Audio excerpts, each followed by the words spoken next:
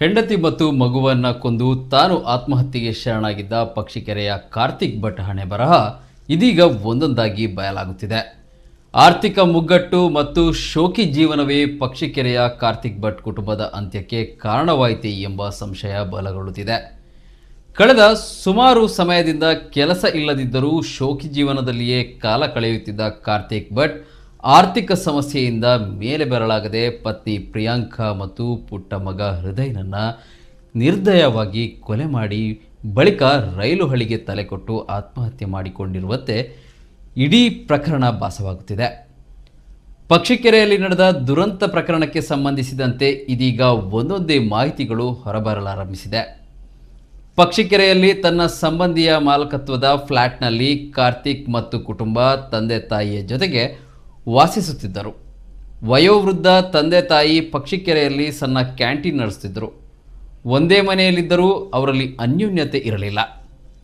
ಕಾರ್ತಿಕ್ ಕುಟುಂಬ ಪ್ರತ್ಯೇಕವಾಗಿ ಒಂದು ಕೋಣೆಯಲ್ಲಿ ಇದ್ದು ತಂದೆ ತಾಯಿಯ ಜೊತೆ ಬೆರೆಯುತ್ತಿರಲಿಲ್ಲ.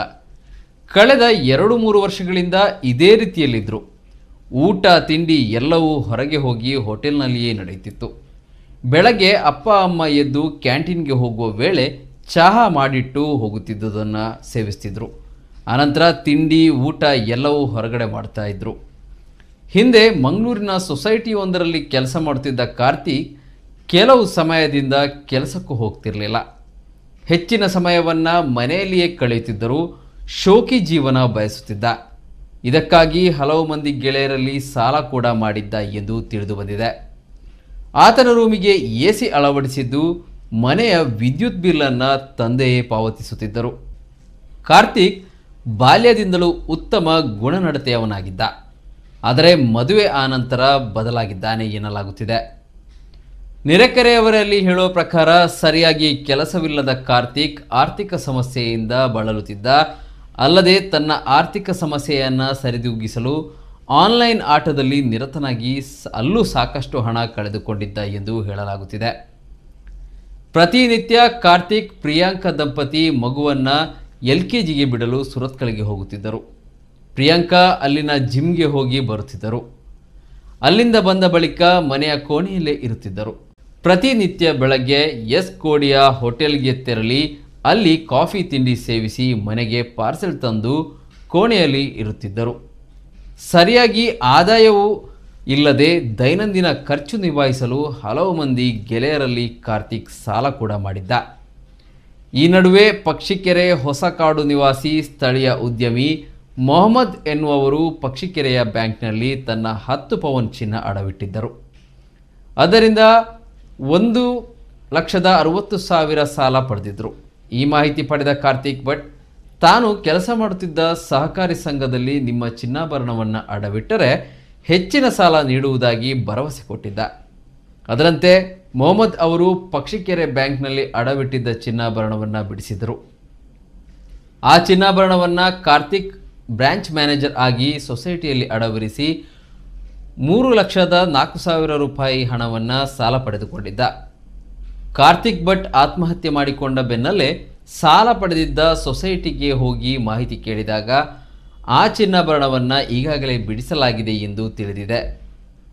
ಮೊಹಮ್ಮದ್ ಅಳವಡಿಸಿದ್ದ 10 ಪೌಂಡ್ ಚಿನ್ನಾಭರಣವನ್ನು ಮ್ಯಾನೇಜರ್ ಆಗಿ ಕಾರ್ತಿಕ್ ಬಿಡಿಸಿಕೊಂಡಿದ್ದ. ಈ ಚಿನ್ನಾಭರಣವನ್ನು ಕಾರ್ತಿಕ್ ಹೆಚ್ಚಿನ ಬೆಲೆಗೆ ಬೇರೆಡೆ ಮಾರಾಟ ಮಾಡಿರಬಹುದು ಅಥವಾ ಅಡವಿರಿಸುವ ಸಾಧ್ಯತೆಯನ್ನು ಅಲ್ಲಗಳೆಯುವಂತಿಲ್ಲ. ಅಲ್ಲದೆ ಕಾರ್ತಿಕ್ ಭಟ್ ತಾನು ಕೆಲಸ ಮಾಡುತ್ತಿದ್ದ ಸೊಸೈಟಿಯಲ್ಲಿ ಹಣಕ್ಕಾಗಿ ಕೆಲವು ಅವ್ಯವಹಾರಗಳಲ್ಲಿ ತೊಡಗಿದ್ದ. ಈ ಕಾರಣಕ್ಕಾಗಿ ಆತನನ್ನು ಕೆಲಸದಿಂದ ತೆಗೆಯಲಾಗಿತ್ತು.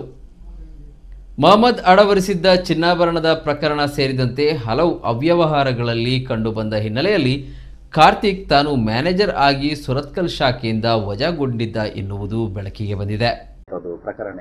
ಪ್ರಕರಣ ನಾನು ಈ ಒಂದು ಚಿನ್ನವನ್ನು 10 ಪೌಂಡ್ ಚಿನ್ನವನ್ನು ಇಲ್ಲಿ ರಾಷ್ಟ್ರೀಯ ಬ್ಯಾಂಕ್ ವಿಜಯ ಬ್ಯಾಂಕಲ್ಲಿ ಇಟ್ಟಿದ್ದೆ. ನನಗೆ ಸ್ವಲ್ಪ ಹಣದ ಅಡಚಣೆ ಇತ್ತು, ಅದರಿಂದ ಸ್ವಲ್ಪ ಜಾಸ್ತಿಗೆ ಆಗಿದೆ. ಹಾಗೆ ಇವನು ಕಾರ್ತಿಕ್ ಚಿಕ್ಕದ್ರಿಂದಲೇ ನನಗೆ ಚಿಕ್ಕಂದೇ ಶಾಲೆಗೆ ಹೋಗುವಾಗಲೇ ನಮಗೆ ಅವರ ತಂದೆ ತಾಯಿ ಎಲ್ಲ ಪರಿಚಯ ಇತ್ತು. ಹಾಗೆ ಪರಿಚಯಸ್ಥಲ್ಲ ಅಂತ ಹೇಳಿ ನಾನು ಅವರಿಗೆ ಸ್ವಲ್ಪ ಹಣ ಜಾಸ್ತಿ ನಾನು ತೆಗೆದುಕೊಡ್ತೇನೆ ಅಂತೇಳಿ 3,04,000 ರೂಪಾಯಿ ತೆಗೆದುಕೊಟ್ಟರು ನಮಗೆ. ಸುರತ್ಕಲ್ ಬ್ರ್ಯಾಂಚಿನಲ್ಲಿ.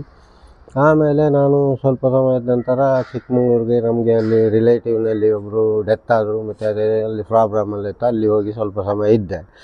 ಇವನು ಡೆತ್ ಆಗಿದ್ದ ವಿಷಯ ಗೊತ್ತಾಗಿ ನಾನು ಇಮಿಡಿಯೇಟಾಗಿ ಬಂದು ಇವನು ಡೆತ್ ಆಗಿದ್ದಲ್ಲ, ಇವನು ಇದು ಬ್ಯಾಂಕಲ್ಲಿ ನಾನು ಇಟ್ಟಿದ್ದಲ್ಲ ಹಣ ಅಂತ, ಇದು ಚಿನ್ನ ಅಂತ ಹೇಳಿ ಬಂದು ಡೈರೆಕ್ಟ್ ನಾನು ಸುರತ್ಕಲ್ ಬ್ರಾಂಚಿಗೆ ಹೋದೆ. ಅಲ್ಲಿ ಇನ್ಸ್ಪೆಕ್ಷನ್ ಮಾಡುವಾಗ ಅದು 4 ತಿಂಗಳಲ್ಲಿ ರಿಲೀಸ್ ಆಗಿದೆ. ಹಾಗೆ ನಾನು ಹೇಳಿದೆ, 4 ತಿಂಗಳಲ್ಲಿ ರಿಲೀಸ್ ಆಗಲಿಕ್ಕೆ ಚೀಟಿ ನನ್ನ ಹತ್ರ ಇದೆ, ಹೇಗೆ ರಿಲೀಸ್ ಮಾಡಿದ್ರಿ ನೀವು? ಅದು ನಾವು ಇದ್ದಿಲ್ಲ, ನಮ್ಮ ಬ್ಯಾಂಕಲ್ಲಿ ಬೇರೆಯವರು ಇದ್ದಿದ್ದು, ಈಗ ನಾವು ಹೊಸಬ್ರು 2 ಜನ ಅಂತ ಹೇಳಿದರು. ಅದು ಹೊಸಬ್ರು ಆದ್ರೂ ಮತ್ತು ಕಂಪ್ಯೂಟರಲ್ಲಿ ನೋಡುವಾಗ ಇದೆ, ನಾನು ಇಟ್ಟಿದ್ದು ಎಲ್ಲ ನನ್ನದು ಫೋಟೋ, ನನ್ನದು ರೆಕಾರ್ಡ್ಸ್ ಎಲ್ಲ ಕಂಪ್ಯೂಟರ್ನಲ್ಲಿ ಆ್ಯಡ್ ಆಗಿದೆ. ಇವರು ಚಿನ್ನ ಇಲ್ಲ, ಚಿನ್ನ ರಿಲೀಸ್ ಮಾಡಿದ್ದಾರೆ ಅಂತ ಹೇಳಿದ್ದಾರೆ, 4 ತಿಂಗಳಲ್ಲಿ ರಿಲೀಸ್ ಮಾಡಿದ್ದಾರೆ ಅಂತ. ಮುಂದೆ ಅದರದ್ದು ಏನಾದರೂ ಕಾನೂನು ಕ್ರಮ ನಂದಲ್ವ ಚಿನ್ನ ನಮ್ಮದು 10 ಪೌಂಡ್ ಚಿನ್ನ ಅದು. ಈಗ ಅದು ಏನಾದರೂ ಸ್ಟೇಷನ್ಗೆ ಹೋಗಿ ಕಂಪ್ಲೇಂಟ್ ಮಾಡಿ ಅದನ್ನು ಸಿಕ್ಕುವ ಹಾಗೆ ಏನಾದರೂ ನೀವು ಮೀಡಿಯಾದವರು ಅವರು ಎಲ್ಲ ಸೇರಿ ನಮಗೆ ಒಂದು ಸಹಾಯ ಮಾಡಬೇಕಷ್ಟೇ. ಯಾವ ಬ್ಯಾಂಕ್? ಎಲ್ಲಿ ಅದು ಬ್ಯಾಂಕ್ ಎಲ್ಲಿ ಅಡವಿಟ್ಟಿದೆ? ಯಾವ ಬ್ಯಾಂಕ್?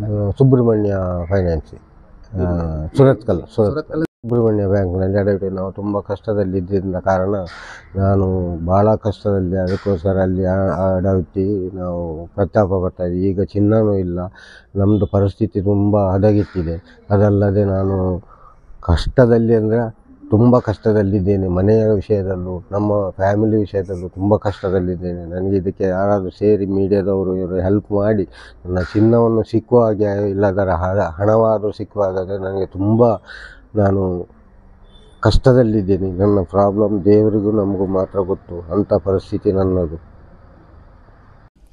ಈ ಪ್ರಕರಣಕ್ಕೆ ಸಂಬಂಧಿಸಿ ಮಹತ್ವದ ಬೆಳವಣಿಗೆಗಳು ಹೊರಬರುತ್ತಿದ್ದು, ಪೊಲೀಸರ ತನಿಖೆಯ ವೇಳೆ ಕಾರ್ತಿಕ್ ಅವರ ಮೊಬೈಲ್ ಮನೆಯ ಶೌಚಾಲಯದ ಕಮೋಡ್ನಲ್ಲಿ ಪತ್ತೆಯಾಗಿದೆ. ಕಾರ್ತಿಕ್ ಹಾಗೂ ಪ್ರಿಯಾಂಕಾ ಇಬ್ಬರೂ ಬಳಸುತ್ತಿದ್ದ ಮೊಬೈಲ್ ಫೋನ್ಗಳು ಪತ್ತೆಯಾಗಿದೆ. ಅದರಿಂದ ಒಂದಷ್ಟು ಮಹತ್ವದ ಸಂಗತಿಗಳು ಹೊರಬರುವ ಸಾಧ್ಯತೆಗಳಿವೆ. ಇಬ್ಬರ ಮೊಬೈಲ್ಗಳನ್ನು ಕಬೋರ್ಡ್ನಲ್ಲಿ ಹಾಕಿದವರು ಯಾರು ಎನ್ನುವ ಪ್ರಶ್ನೆ ಮೂಡಿದೆ. ಕೊಲೆಯ ಬಳಿಕ ಕಾರ್ತಿಕ್ನೇ 2 ಮೊಬೈಲ್ಗಳನ್ನು ಕಮೋಡ್ಗೆ ಹಾಕಿರಬಹುದು. ಮೊಬೈಲ್ಗಳನ್ನು ತಜ್ಞರ ಪರಿಶೀಲನೆಗೆ ಕಳುಹಿಸಲು ಪೊಲೀಸರು ನಿರ್ಧರಿಸಿದ್ದಾರೆ. ಮನೆಯ ಗೋಡೆಯಲ್ಲಿ ನೇತು ಹಾಕಿದ್ದ ಗ್ರೂಪ್ ಫೋಟೋದಲ್ಲಿ ಕಾರ್ತಿಕ್ ಭಟ್, ಪತ್ನಿ ಪ್ರಿಯಾಂಕಾ ಹಾಗೂ ಮಗುವಿನ ಫೋಟೋಗೆ ಮಸಿ ಬಳಿದವರು ಯಾರು ಎಂಬುದು ಇನ್ನೂ ಗೊತ್ತಾಗಿಲ್ಲ. ಪೊಲೀಸರಿಗೂ ತನಿಖೆಯ ಸಂಗತಿಗಳು ಒಂದಕ್ಕೊಂದು ಜೋಡಣೆ ಮಾಡಿಕೊಳ್ಳಲು ಕಷ್ಟಕರವಾಗುತ್ತಿದೆ.